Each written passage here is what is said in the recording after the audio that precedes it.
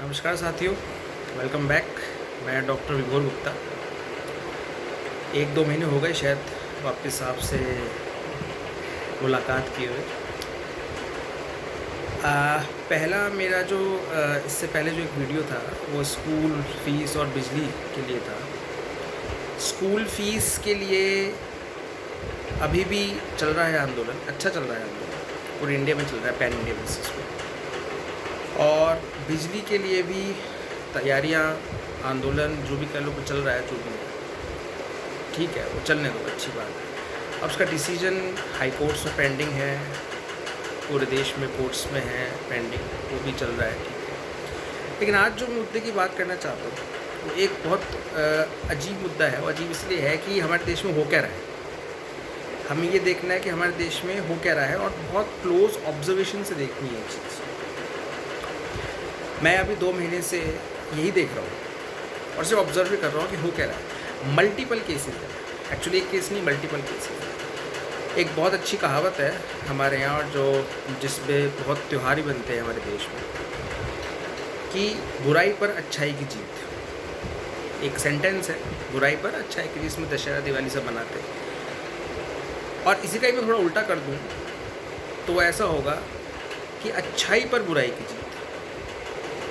अब देखिए, लाइन एक ही है, लाइन एक ही है, लेकिन 2 शब्दों को मैंने आगे पीछे कर दिया है। बुराई अच्छा है, अच्छा है बुराई, अर्थ बदल गया। ऐसी एक और शब्द है, या फिर कहना चाहिए 2 शब्द हैं जिससे एक वाक्य बना है, वो है जनता के लिए देश, या फिर देश के लिए जनता।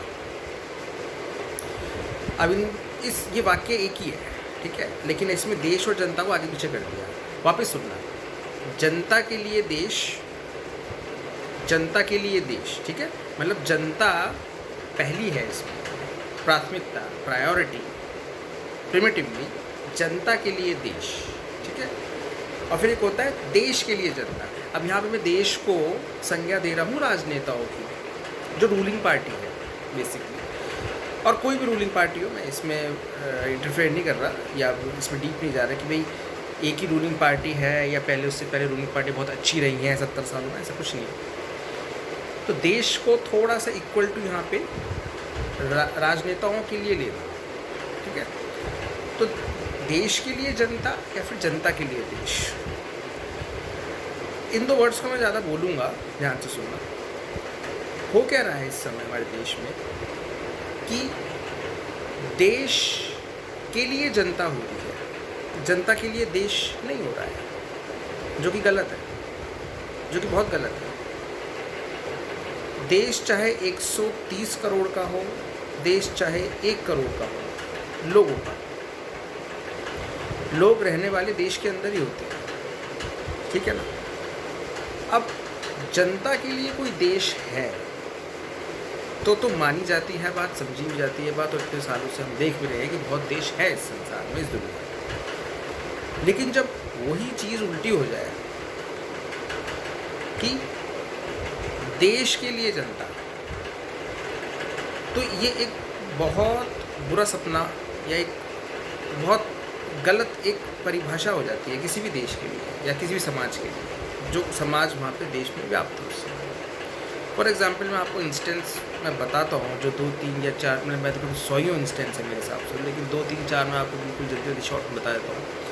तो किसान आंदोलन हो रहा है, मैं ये नहीं कह रहा किसान आंदोलन किसानों के लिए अच्छा है या गलत है, सब पढ़ने की बात नहीं। बात ये है कि जिस तरीके से ये बिल आया गया है या लाया गया है, और लाने के बाद जैसे ये इम्प्लीमेंटेशन होगा, क्योंकि जिस तरह से ये लाया गया है तो आप समझ सकते हैं कि इसका इम्प्लीमेंटेशन भी किस तरह से होने वाला है। लाया कैसे गया है, बहुत ही जल्दबाजी में, और जहाँ पे एक महामारी ऑलरेडी चल रही है कोरोना, उसके बावजूद भी इस तरह की महामारियाँ इन्फ्यूज़ की जा रही हैं, इस तरह की महामारियाँ बिना बात की, जो एक मतलब षड्यंत्र हो सकता है, ये राजनीतिक पार्टियों कुछ भी हो सकता है, लेकिन इनको इन्फ्यूज़ किया जा रहा है अंदर समाज में या देश में कि नहीं भाई ये तो बिल आएगा ही आएगा, या फिर इस तरह की घटनाएं हमारे देश में घटेंगी। तो वो अननेसेसरी है, मेरा ऐसा मानना है पर्सनली कि वो अननेसेसरी बिल है। इस समय लाने की कोई ज़रूरत नहीं थी।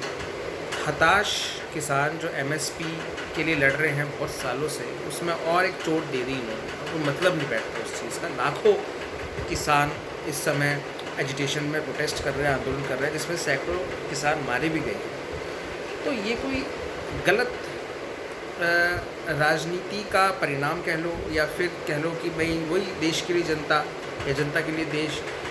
तो बात ये है कि जनता देश के लिए तभी बनेगी जब देश जनता के लिए बनेगा। देश मतलब जो देश को चलाने वाले लोग, राजनीतिज्ञ, रूलिंग पार्टी बेसिकली, वो लोग अभी बिल्कुल सोचना नहीं चाहते कि हम जनता के लिए काम कर रहे हैं, या जनता हमारे लिए सर्वोपरि है, या जनता को देखते हुए, जनता को सोचते हुए हम कोई बिल या एक्ट इस तरह की चीज़ लाएं या पास करें पार्लियामेंट में, जिससे कि जनता का उद्धार हो, चाहे वो किसान ही क्यों हो। किसान से इंडस्ट्रियलिस्ट तक।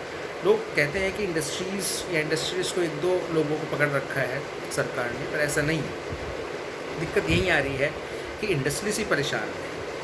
बात किसानों की नहीं है, उद्योगपति परेशान है। उद्योगपति में से किसी 2 लोगों का या 3 लोगों का या एक आदमी का, एक इंसान का नाम छाट कर ऊपर लाना, ये कोई उद्योगपतियों के लिए अच्छी बात नहीं है।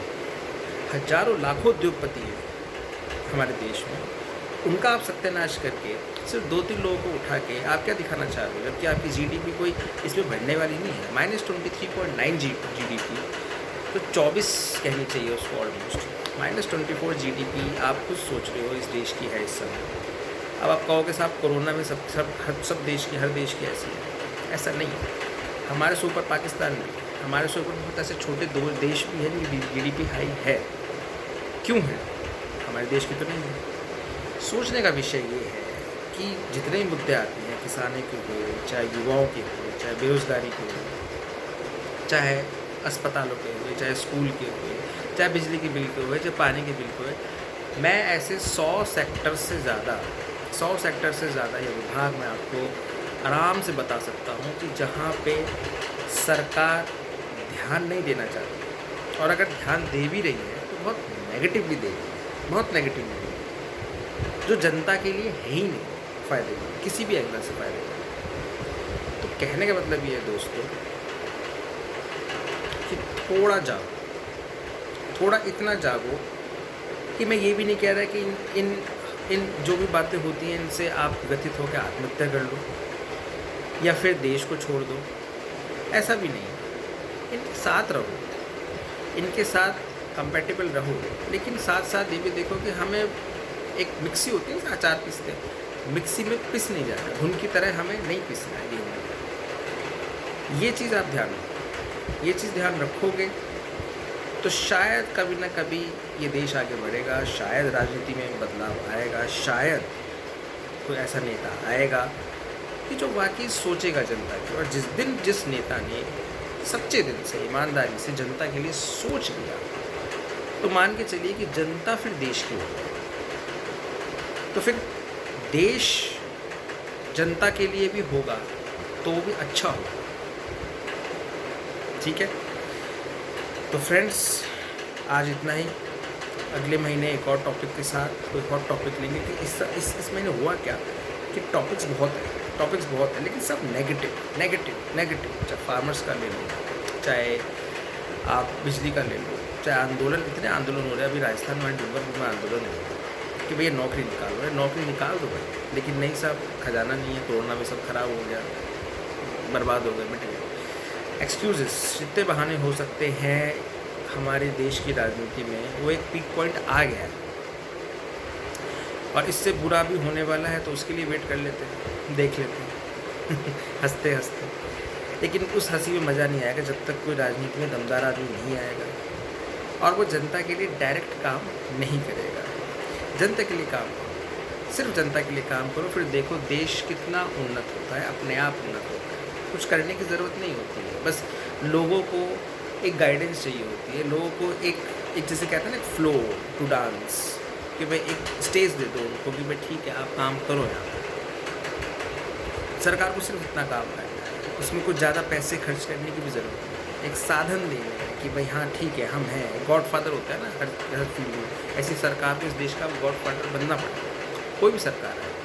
मुझे इस सरकार से बिल्कुल उम्मीद नहीं है। इससे इसके बाद भी कुछ सरकार आएगी, मुझे भी उम्मीद नहीं, क्योंकि हमारे देश में 2 ही सरकारें चल रही हैं। मैं एक तरीके से तीसरे पक्ष में हूँ कि कोई तीसरा आदमी आए या तीसरी पार्टी आए, इस देश को चलाए, क्योंकि देश अब चल नहीं रहा है, लिटरली रेंग रहा है, और ये रेंगते रेंगते कब दम तोड़ दे किसी को नहीं।